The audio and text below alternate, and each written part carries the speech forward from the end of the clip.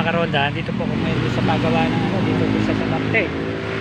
Ito po, RCC2 Auto Service Center. Dito po dinala yung ating kotse kasi po kinakapos po ng supply ng gasolina mga karonda. Kumakadyot-kadyot. Ayun po, dinala ko na sa mga espesyalista para po sigurado kasi mahirap nagre-rely lang tayo sa mga kwento-kwento. Doon na tayo sa ano, dapat ma-check up. Ito po yung ating kotse mga karonda. Ito po yung ano nila, yung kanilang theory dito po nanggagaling sa fuel pump. Po yung fuel pump dito po pala sa ilalim ng upuan nakatago yan. Po mga karonda, oh. Pinalitan na rin po ng spark plug kanina. Medyo may kapos yung supply ng gas kumakadyot pa rin, kaya ito na yung findings nila, fuel pump. Okay po mga karonda, yan po.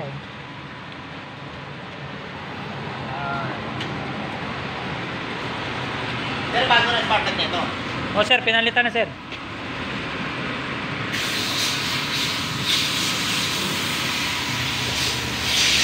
Okay, yan po si sir. Okay, shoutout po kay sir. Ayan, sir. Small time lang sir, small time vlogger lang. Ay, yan po. 1499, promo nila yan. Free scan and free labor din po yan mga karonda. Dito po located to mga karonda. Dito po sa Sabarte Road. Malapit po dito sa Petron tsaka sa Hobart. Ito mga karonda, yan po. Ito yung pinakatindahan nila mga karonda, yan po. RCC2 Auto Parts Trading. Ito. Rekomenda po ako dito na aking kaibigan kasi po dito po silang papagawa. Kaya po dito ko na rin dinala. Ito, yan po yung ating magigiting mekaniko mga karonda. Ayan, si Commander. Ano, Commander? Okay ka lang? Gutom lang si Commander. Ayan, ating mga tropa. Ating mga mekaniko mga karonda. Dito na po kayo pumunta sa RCC2 Auto Motorcycle Parts. Ay, Auto Shop.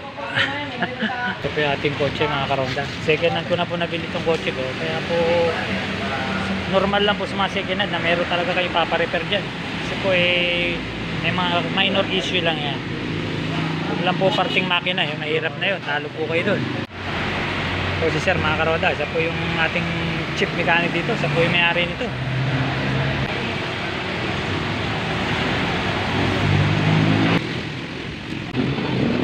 Sir, alam pong gamit niyang fuel pump, sir? Fuel pump, ito yung bibigay ng pressure sa pinaka-common rate ng ito. Kailangan tama ang pressure nito. Kung bumabato ng pressure na 45 PSI, nangyayari sa kanya, humihina yung buga ng injector. Kaya po pala kinakapos, yun. Kaya pag may nabigay niya ito, may nabang pa na ito, kakapos yung PSI na dahil nangyayari yung buga ng injector. Okay, yan po mga karonda. Nakakuha po tayo ng tips kay sir. Shoutout po kay sir, tsaka sa lahat ng ating kaibigang mekaniko rito sa RCC2. Ito rin po isang issue rin dito mga karonda. Ito po Toyota mga karonda. Issue rin dito yan, fuel pump. Hindi po, nagpalit din po sila ng fuel pump. Ayan.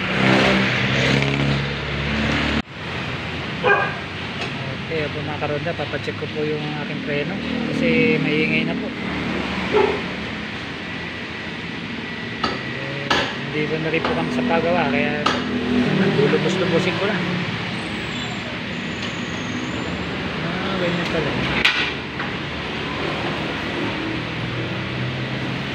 Parang manipis na yung pad ko Ha?